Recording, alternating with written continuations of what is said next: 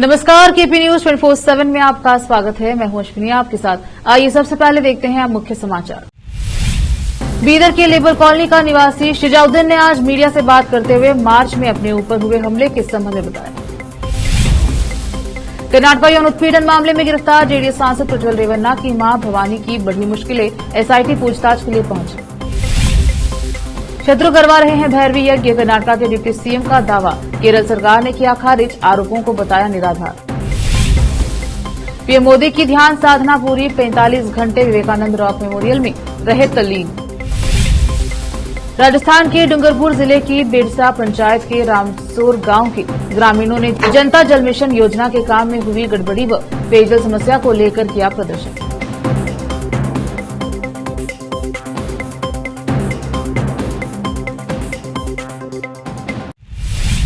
अब समाचार विस्तार से। बीदर के लेबर कॉलोनी का निवासी शिजाउद्दीन ने आज मीडिया से बात करते हुए मार्च में अपने ऊपर हुए हमले के संबंध में बताया। उसने कहा कि 21 मार्च 2024 को बीदर की तहसील कार्यालय में सामने उस पर जानलेवा हमला किया गया था, जिसमें शिजाउद्दीन बुरी तरह से घायल हो गया था और इस हमले में उसकी जान बच गई थी। इसके बाद शिजाउद्दीन ने पुलिस और विशेष तौर पर बीदर एसपी चन्नाबसवन्ना एसएल से मदद की गुहार लगाते हुए बताया कि उस पर हमला करने वाले मुख्य आरोपियों को अभी तक गिरफ्तार नहीं किया गया है। उन्हें जल्द से जल्द गिरफ्तार करने की मांग की। यह केस बीदर के मार्केट पुलिस स्टेशन में दर्ज है। असलम खान और कैमरामैन पुपुराज का कवरेज। तो मेरे पर 21 तारीख के जानलेवा हमला हुआ था तहसील ऑफिस के पास, जिसके अंदर 3 से 4 लोग थे। कार के अंदर आकर मारवार करे, एक आदमी पकड़े गए हैं और हमारे एक भाई का अननोन पर्सनल नंबर में नाम डालकर उनको जेल को भेजे। कार के अंदर आके मारे। कार में से जो अभी 3 कैंडिडेट कौन है हमको मालूम नहीं। पीएसआई साहब का हम पूछे, उनका नाम बोलो, वीडियो बोलो, तो चार्जशीट में देता हूँ बोले। और एसपी साहब के पास गया मैं 28 मार्च को गया। उन्होंने डीएसपी साहब को रेफरेंस लिखे और पकड़ो करो बोल के। फिर जाने के बाद डीएसपी साहब पकड़ते करते बोल के बोले नहीं रेस्पॉन्स दिए। फिर मार्केट पीएसए का ना के बोले कॉपी दिए हम, उसके बाद नहीं पकड़े। उसके बाद 16 तारीख को फिर एसपी साहब को बैट में दिए, पेपर के साथ है, सील मार के है। और 16 के दिन भी जाए तो करतूम बोल के बोले। उसके बाद 22 तारीख को डीएसपी साहब को दिए और सेकंड टाइम भी डीएसपी साहब को दिए तो कॉपी करतूम बोल के बोल रहे अभी हमारे पे काम नहीं हुआ। हम एसपी साहब से रिक्वेस्ट करें और एक बार हमारे केस के वास्ते ज़रा तवज्जो देना। हमला कब हुआ था? 21 मार्च को होगा था, 4 बज के करीब था। मैं रोज़ा भी नहीं था उस दिन। रोज़ा रहने के बाद तहसील ऑफिस का नारा था, मारे मेरे को। वो 4 लोग थे भैया।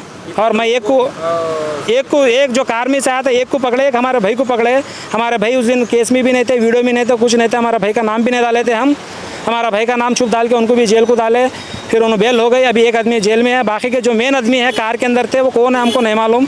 और वो कार और वो आदमी जो है उनको पकड़ो बोल के हम एक रिक्वेस्ट करें। हाँ, 3 लोग जिसको नहीं पकड़े उन लोगों में उन्होंने है कौन है कि नहीं मालूम। जो हमको मारे ना उसका फ़ोन नंबर है साहब हमारा, व्हाट्सअप में हम नंबर ट्रैक करे थे।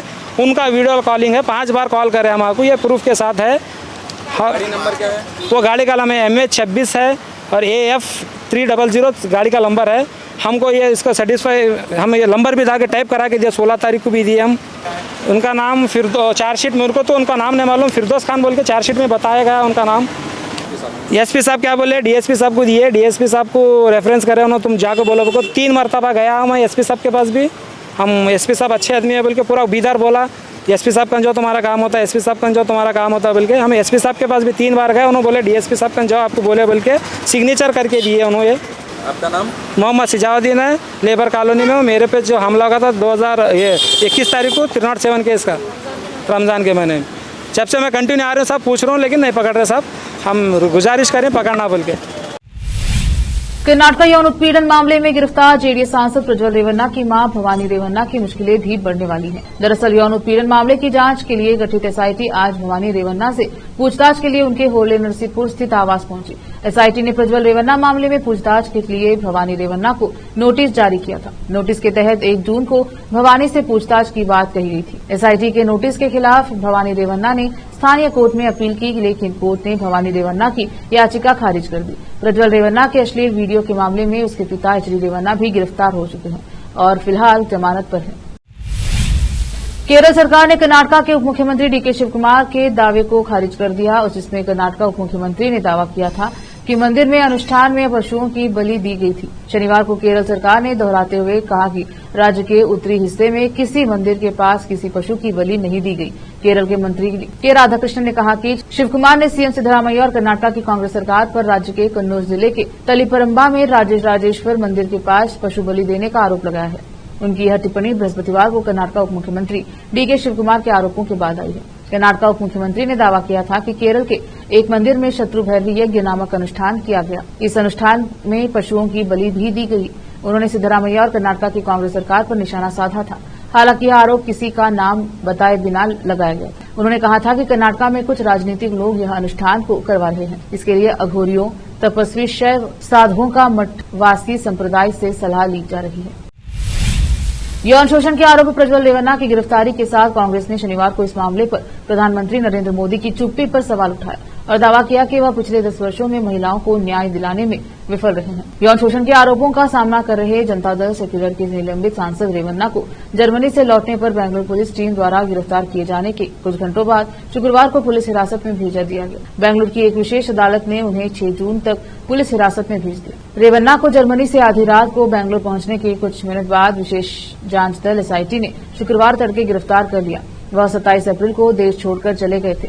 रेवन्ना को भागने की अनुमति देने के लिए मोदी पर हमला करते हुए अखिल भारतीय महिला कांग्रेस अध्यक्ष अलका लांबा ने कहा कि एक सामूहिक बलात्कारी को भागने देना मोदी की गारंटी है। मुख्यमंत्री सिद्धरामैया और उनके डिप्टी सीएम शिवकुमार ने शनिवार को कहा कि राज्य सरकार कर्नाटक महर्षि वाल्मीकि अनुसूचित जनजाति विकास निगम से जुड़े अवैध धन हस्तांतरण मामले में किसी की रक्षा नहीं करेगी। यह बयान विपक्षी भाजपा द्वारा अवैध धन हस्तांतरण मामले की सीबीआई जांच की मांग करने और अनुसूचित जनजाति कल्याण मंत्री बी नागेंद्र को बर्खास्त करने की मांग के कुछ घंटों बाद आया है। सिद्धरामैया ने मंत्री नागेंद्र और भाजपा द्वारा उन्हें हटाने की मांग से जुड़े मामले पर एक सवाल के जवाब में संवाददाताओं से कहा, हम किसी को नहीं बचाएंगे, चाहे वो मैं कोई भी हो। हम कानून के मुताबिक कार्यवाही करेंगे। रुकते हैं छोटे से ब्रेक के लिए, जल्द लौटेंगे ब्रेक के बाद।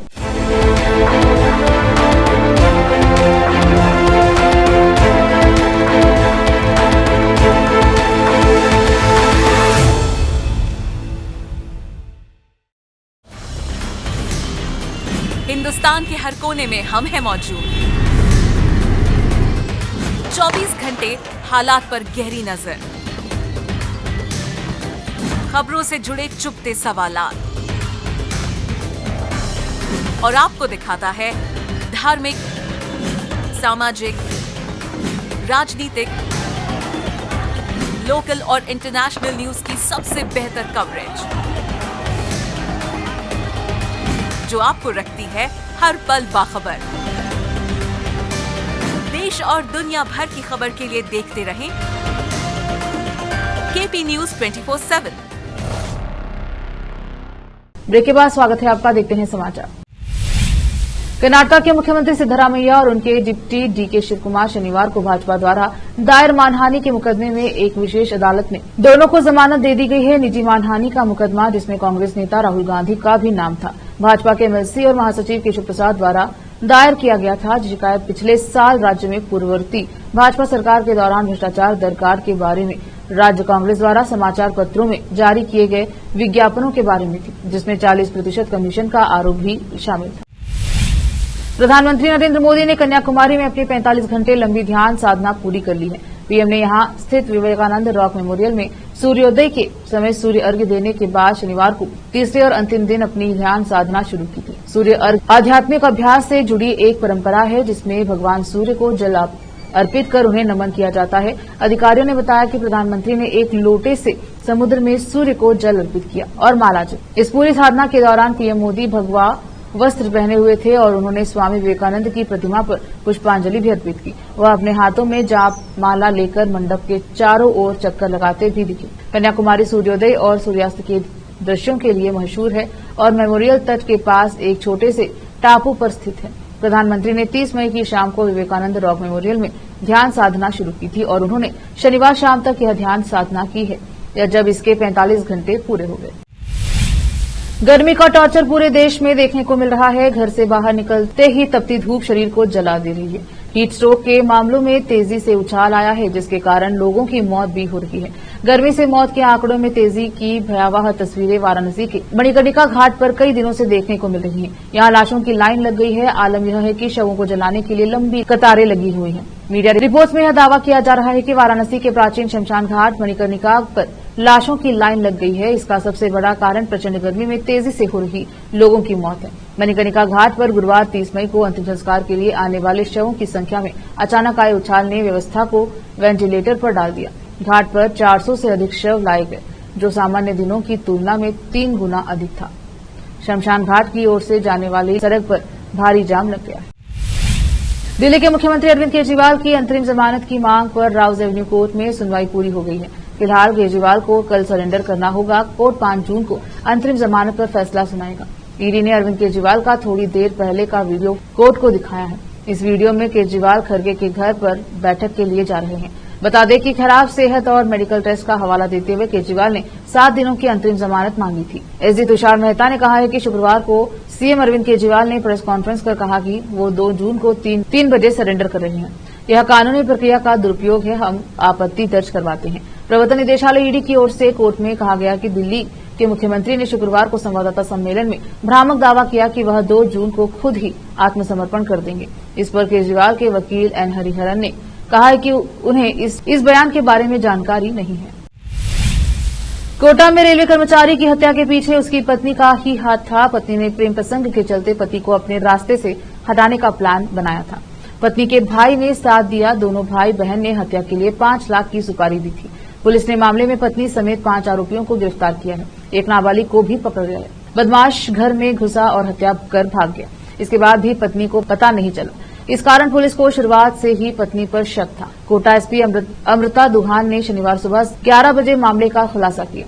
कोटा के रेलवे कॉलोनी थाना क्षेत्र के सरकारी क्वार्टर में 35 वर्षीय शंभू कुमार रहता था। वह रेलवे के वर्कशॉप में नौकरी करता था। पिता नंदकिशोर की जगह पर उसे नौकरी मिली थी। उसकी 2 दिन पहले घर में घुसकर गला काटकर हत्या कर दी गई थी। इस पूरे मामले का चश्मदीद उसका 10 साल का बेटा प्रिंस है। मामले में पुलिस ने कार्रवाई करते हुए आरोपी पत्नी मंजू, उसके भाई मनीष, प्रेमी रामकेश उर्फ रेसू, सुपारी लेने वाले मोनू और फरदीन को गिरफ्तार कर लिया है। कोटा से आसिफ खान की रिपोर्ट।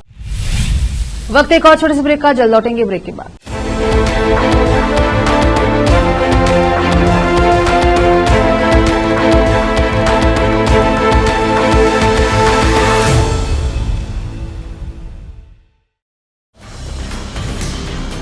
हिंदुस्तान के हर कोने में हम हैं मौजूद। 24 घंटे हालात पर गहरी नजर, खबरों से जुड़े चुपते सवालात, और आपको दिखाता है धार्मिक, सामाजिक, राजनीतिक, लोकल और इंटरनेशनल न्यूज की सबसे बेहतर कवरेज, जो आपको रखती है हर पल बाखबर। देश और दुनिया भर की खबर के लिए देखते रहें केपी न्यूज 24/7। इटावा में विद्युत विभाग 33 किलोवाट सब स्टेशन इटावा के ठेका कर्मियों ने गुरुवार को उपखंड अधिकारी कार्यालय इटावा पर पहुंचकर उपखंड अधिकारी के प्रतिनिधि को ज्ञापन देकर ठेकेदार firm Dariyad Nath electrical and party Bhilwara पर शारीरिक, मानसिक व आर्थिक रूप से शोषण करने एवं ठेकेदार द्वारा सरकारी मानदंड के अनुसार भुगतान नहीं करने का आरोप लगाया है। ज्ञापन में बताया कि न तो ठेकेदार द्वारा समय पर भुगतान किया जा रहा है, न ही हमको भविष्य निधि पीएफ दी जा रही है। उक्त फर्म के पास हमारी कोई सुरक्षा नहीं है। मानदेय के रूप में मात्र 5,000 रूपये दिए जा रहे हैं एवं 3 माह से कोई भुगतान ही नहीं किया गया।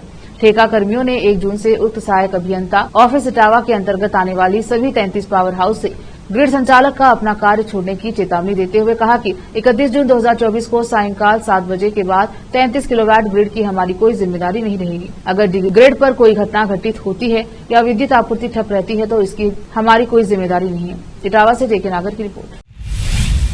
डूंगरपुर जिले की बेड़सा पंचायत के रामसोर गांव के ग्रामीणों ने जनता दल मिशन योजना के काम में हुई गड़बड़ी व पेयजल समस्या को लेकर पानी की टंकी के पास प्रदर्शन किया। इस दौरान ग्रामीणों ने 2 साल पहले बनी टंकी से अभी तक पेयजल सप्लाई नहीं होने के आरोप लगाते हुए टंकी से पेयजल सप्लाई की मांग रखी है। डूंगरपुर जिले के बेड़सा पंचायत की सरपंच रेखा रोत ने बताया कि जनता जल मिशन में वर्ष 2018-19 में बेड़सा, खतेली, रामसोर व कांगड़वा काली घाटी में एक एक पानी टंकी बनाने व एक एक कुएं खोदने की स्वीकृति हुई थी। वही चारों काम 2022 में पूर्ण हुए। वही योजना में चारों गांवों में जलदाय विभाग को 1200 कनेक्शन करने थे, लेकिन विभाग सिर्फ 600 कनेक्शन ही कर पाया। सरपंच ने बताया, योजना के तहत रामसोर गांव में भी पानी की टंकी और एक कुएं का निर्माण हुआ, लेकिन 2 साल बीत जाने के बाद भी रामसोर गांव में टंकी से एक बार भी पानी सप्लाई नहीं हुई। वही विभाग द्वारा कुएं भी केवल 20 फीट खोदा गया। इधर 2 साल में एक बार भी पानी की सप्लाई नहीं होने से परेशान ग्रामीण आज पानी की टंकी के पास एकत्रित हुए और जलदाय विभाग के खिलाफ प्रदर्शन किया। ग्रामीणों ने जलदाय विभाग व ठेकेदार के खिलाफ मिलीभगत और काम में गड़बड़ी के आरोप भी लगाए। ग्रामीणों ने कहा कि करोड़ों रुपए सरकार की ओर से खर्च किए गए हैं, लेकिन इसका लाभ क्षेत्र की जनता को नहीं मिला। ग्रामीण आज भी हैंडपंप से पानी लाकर अपनी प्यास बुझाने को मजबूर है। ऐसे में ग्रामीणों ने मामले की जांच करवाने, दोषियों के खिलाफ कार्यवाही करने और पेयजल की सप्लाई करते हुए जनता को राहत पहुंचाने की मांग की है। राजस्थान के डूंगरपुर से सादिक अली की रिपोर्ट। आखिर में फिर एक बार देखते हैं मुख्य समाचार। बीदर के लेबर कॉलोनी का निवासी शिजाउद्दीन ने आज मीडिया से बात करते हुए मार्च में अपने ऊपर हुए हमले के संबंध में बताया। कर्नाटक यौन उत्पीड़न मामले में गिरफ्तार जेडीएस सांसद प्रज्वल रेवन्ना की मां भवानी की बड़ी मुश्किलें, एसआईटी पूछताछ के लिए पहुंची। शत्रु करवा रहे हैं भैरवी यज्ञ, कर्नाटक के डिप्टी सीएम का दावा। केरल सरकार ने किया खारिज, आरोपों को बताया निराधार। पीएम मोदी की ध्यान साधना पूरी, 45 घंटे विवेकानंद रॉक मेमोरियल में रहे तल्लीन।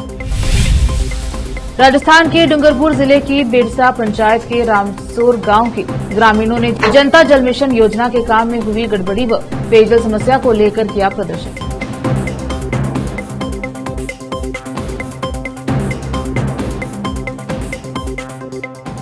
केपी न्यूज के बुलेटिन में अब तक के लिए इतना ही। देश प्रदेश के समाचारों के लिए देखते रहिए केपी न्यूज 24/7। धन्यवाद।